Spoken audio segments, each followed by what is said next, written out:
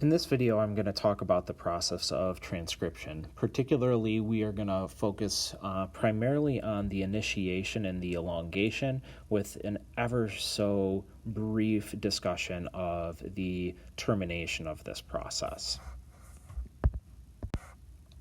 Where I want to begin the conversation is here at what looks like just a single line with an arrow on top of it. The line here actually represents our DNA. So imagine this as double-stranded DNA.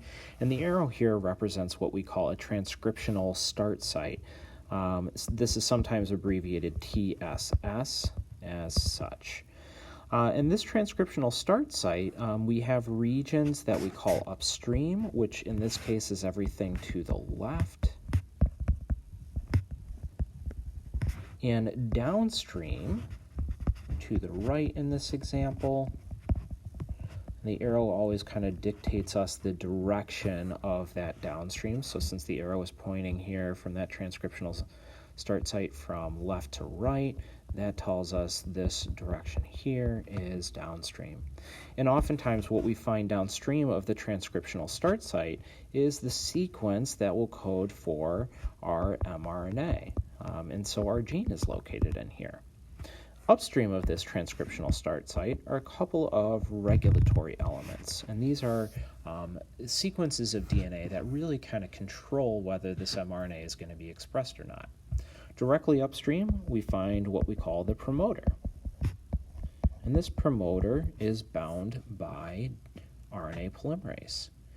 In eukaryotes, RNA polymerase is recruited by a variety of transcription factors, or what we call TFs, and these TFs kind of bind on top of each other, and in doing so, they create an initiation complex. Particularly, these TFs bind to a sequence of DNA that's known as the TATA box, and it's named so because of the repeating TA, TA in the sequence. And once these transcription factors have bound the TATA box, they recruit the RNA polymerase. And so we're going to draw that right here. I'm just going to try to draw it a little bit around that transcriptional start site. And there we go. So there is our RNA polymerase. And this RNA polymerase, you can see, because of these transcription factors, has been placed directly over the transcriptional start site. Now, further upstream of the promoter, so further to the left over here, are going to be additional regulatory elements that might bind specific transcription factors. And these specific transcription factors can either activate or repress the process of transcription. And that's going to be a conversation for a later date. Now, in eukaryotes, we just talked about the role of that TATA box, but in prokaryotes, the recruitment of the RNA polymerase to the promoter is slightly different. In fact, the RNA polymerase in prokaryotes consists of two units. The first one that I'm drawing here is known as a sigma factor, which is sometimes represented with this Greek symbol for or letter sigma, and the sigma factor binds to DNA at very specific locations. These locations are oftentimes referred to as the -35 and the -10 boxes, and these are just specific DNA sequences that are bound by sigma factors. The other thing that gets recruited then, you can kind of think of the sigma factor like a driver, and then it's bringing with it the rest of the RNA polymerase. And so I'm going to draw that right here. And just like we saw with the eukaryotic RNA polymerase, the prokaryotic RNA polymerase is directly placed over that transcriptional start site. All right, so let's imagine a scenario now in which the RNA polymerase, after that initiation step that we just saw, is now performing elongation, or really just making this mRNA at this point. And what the RNA polymerase has, which is kind of a really cool activity, is it's got helicase activity. And you may remember that helicase is the enzyme that actually unwinds double-stranded DNA into two single strands. And so we're going to draw that bubble right here.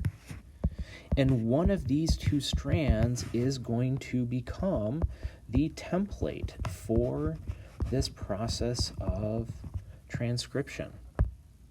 And so in this example here, we're going to make this bottom strand the template strand. This template strand is also known as what we call the antisense strand of DNA, and we'll use this term a little bit more in the future. And so we're going to label the 3' and the 5' ends of this template. Let's draw in our RNA polymerase now. We're going to draw it a little bit like a wedge here, kind of like this, and it's encircling around that region. And what we find is that the RNA polymerase, just like a DNA polymerase, moves in a 5' to 3' direction with respect to the RNA that it's making. And so what this RNA polymerase is really doing is it's reading this template strand, and just like DNA polymerase, as it's reading this template strand, it is actually making RNA. And so we're going to draw a little arrow right here indicating this direction that the RNA is being made. And again, just like DNA, this RNA sequence is going to be complementary. Now you can notice there's this region here all the way from the beginning that's already been transcribed, and the DNA here has actually already base paired back together because this region has been transcribed by the RNA polymerase. And so when that RNA is no longer base paired to the DNA, what it's going to do is snake through a little location here of the RNA polymerase. There's kind of like a little opening in the RNA polymerase to allow for that mRNA to be released. And so that's what we're showing here, is that 5' end of the mRNA single-stranded exiting this little tunnel here. Now I want to point one more term, give you one more term real quick here, but not to make things too confusing. This top strand of DNA is going to look identical in sequence to the mRNA. The only exception here is whereas the DNA sequence would use thymine as a base, in the case of RNA, this base is now going to be a uracil. And so this top strand we call the sense DNA. And sense here, I think one of the key ways to remember this, sense is going to be the same as the RNA sequence. Just again, the exception is T's in the DNA sequence become U's in the RNA sequence.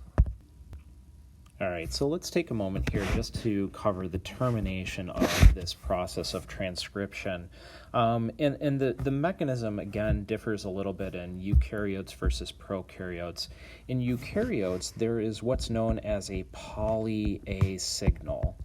And this is a sequence of DNA that features a number of A's and U.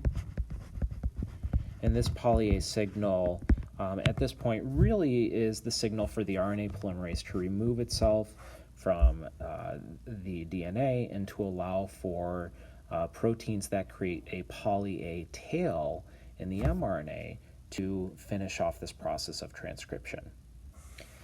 In prokaryotes, there is no poly-A signal. Instead, what we find is that the RNA has a structure so that it actually will form what we call a hairpin loop as it's being transcribed.